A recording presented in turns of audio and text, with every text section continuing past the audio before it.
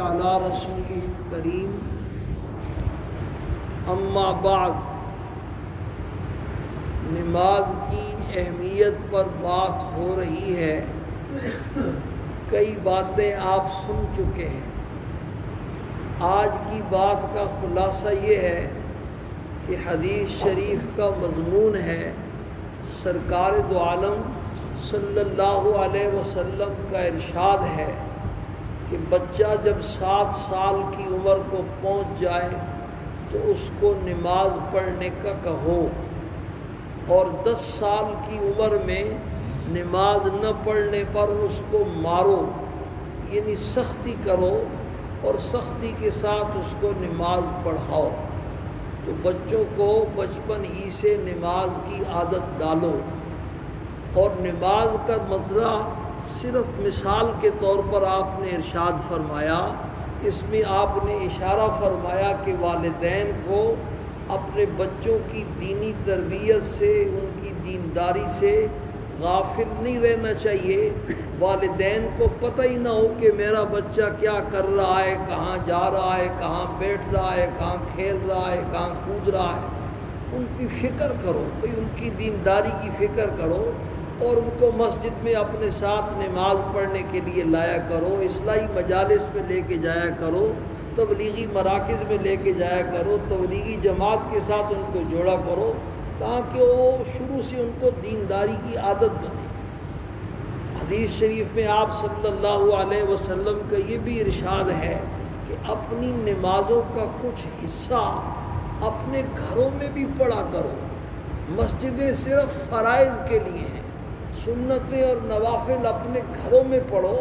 تاکہ تمہیں دیکھ کر کے چھوٹے بچے، یہ چھوٹے چھوٹے معصوم بچے ہوتے ہیں 2-4 سال کی عمر کے، وہ بھی والدین کو جب دیکھتے ہیں نماز پڑھتے تو وہ بھی سجدے میں پڑ جاتے ہیں۔ تو تمہاری نمازوں کو دیکھ کر کے ان کو بھی نماز پڑھنے کی عادت بنے گی۔ بلکہ بڑے گھروں میں امام بخاری رحمہ اللہ نے تو باقاعدہ اس پر حدیث لا کر کے عنوان قائم کیا کہ ہر گھر میں ایک جگہ ایسی ہونی چاہیے جو مسجد کے نام سے منتخب ہو۔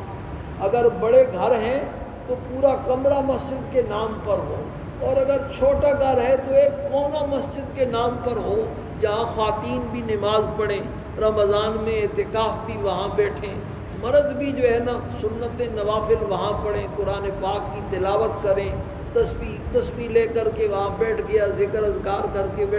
وہاں کریں۔ تو اس طریقے سے گھر کے اندر اللہ پاک کی رحمتوں کی بارش بھی برسے گی، گھر کا ماحول بھی دینی بنے گا۔ اور پہلے بھی کئی دفعہ عرض کیا کہ گھروں میں دینداری والا ماحول بنانے کے لیے اجتماعی تعلیم کا اہتمام کرو۔ دین کی کوئی کتاب، فضائل اعمال، فضائل صدقات، اور کوئی دین کی کتاب گھر والوں کو جمع کر کے 5-10 منٹ پڑھنے میں کیا حرج ہے؟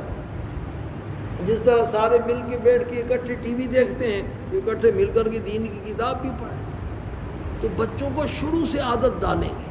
اب آپ اپنی سوسائٹی کا یا مسلمان معاشرے کا جائزہ لیں۔ ایسے ریٹائر بوڑھے جو گھروں میں بالکل بیکار بیٹھے ہوئے ہیں، یا ایسی ادھیڑ عمر کے جو ریٹائر تو ہو گئے، صحت ان کی اچھی ہے،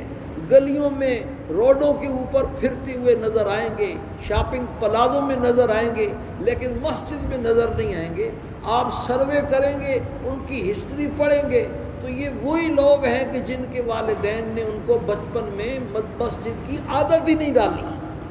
تو جب بچپن میں مسجد کی عادت نہیں ڈلے گی تو بڑھاپے میں جا کر کے پھر دل کہاں کرتا ہے؟ بچپن کی 55 تک جاتی ہے، بچپن سے مسجد میں آنے کی عادت پڑ جائے گی، فرائض کے ساتھ نوافل پڑھنے کی، سنتیں پڑھنے کی، اوابین چاچ پڑھنے کی، اشراق پڑھنے کی، تہجد پڑھنے کی، یہ ساری عادتیں بچپن سے بچوں کو پڑھیں گی، تو پھر بڑھاپے میں موت تک، آخر تک جو ہے نا یہ ساری چیزیں جائیں گی۔ اور دوسری گزارش یہ بھی ہے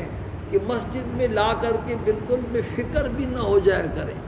پوچھا بھی کریں، بھئی نماز تو نہیں پڑھی، آج کتنی تراویح پڑھی ہیں؟ رات کو میری طبیعت خراب تھی تو میں 10 رکعتیں پڑھ کر کے یہاں سے نکلا، تو یقین مانے کم از کم بھی 15 بچوں کا گروپ، جس میں داڑھی والے بچے بھی تھے، وہ سارے باہر بیٹھ کر کے مذاکرات کر رہے تھے۔ قومی اسمبلی کا اجلاس انہوں نے بلایا ہوا تھا، اندر نماز ہو رہی تھی اور کوئی قرارداد پیش کر رہے تھے۔ اور ان کے اور بعد ان میں ایسے بچے میں جانتا ہوں ان کے والد صاحب آگے بڑے خشوع اور خضوع کے ساتھ امام کے پیچھے نماز پڑھ رہے ہیں، والد تو بڑے خشوع اور خضوع کے ساتھ پڑھ رہا ہے اور بچے پیچھے انہوں نے تماشا بنایا ہوا ہے۔ تو بچوں کو جیسے ان کی دنیا کی فکر ہے، بھائی پاس اسکول پڑھنے گیا تھا نہیں گیا تھا بچہ، ٹیوشن پڑھنے گیا تھا یا نہیں گیا تھا، کام پر گیا تھا یا نہیں گیا تھا، اس کا فائدہ یہ ہوگا کہ جب آپ کی جگہ مسجد میں آپ کی سیٹ نے ایک دن خالی تو ہونا ہے، بھائی یہ دروازہ لگا ہے، میں کہہ رہا تھا اپنے مسجد والوں کو بھی سب سے پہلے کس کا پڑھا جائے گا کہ دروازے نے کھلنا ہے، سیٹ نے خالی ہونا ہے، دکان کی سیٹ خالی ہے تو اس جگہ سنبھالنے کے لیے بیٹا موجود ہے، کارخانے اور فیکٹری میں سیٹ خالی ہے تو جگہ سنبھالنے کے لیے بیٹا موجود ہے، ملازمت والی سیٹ خالی ہوئی ہے تو باپ کی جگہ بیٹا بھرتی ہو جائے گا، لیکن مسجد کے کونے کھانچے میں جو بوڑھا آ کر کے بیٹھتا تھا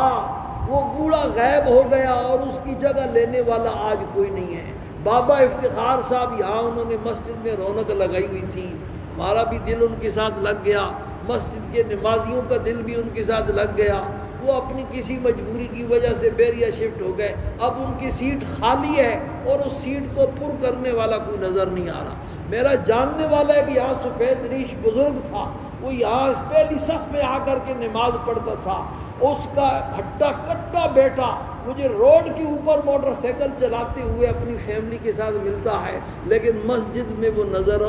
نہیں آتا، اس لیے کہ باپ نے اس کی فکر ہی نہیں کی، اپنے بچے کو عادت ڈالی نہیں۔ تو بچوں کو عادت ڈالو گے تو تمہاری مسجدوں والی جو سیٹیں ہیں وہ بھی بات تمہارے جانے کے بعد آباد رہے گی، تمہارے لیے وہ ہاتھ اٹھاتے رہیں گے، دعائیں مانگتے رہیں گے۔ اللہ پاک ہم سب کو اس کی سمجھ نصیب فرمائے اور اس پر عمل کرنے کی توفیق نصیب فرمائے۔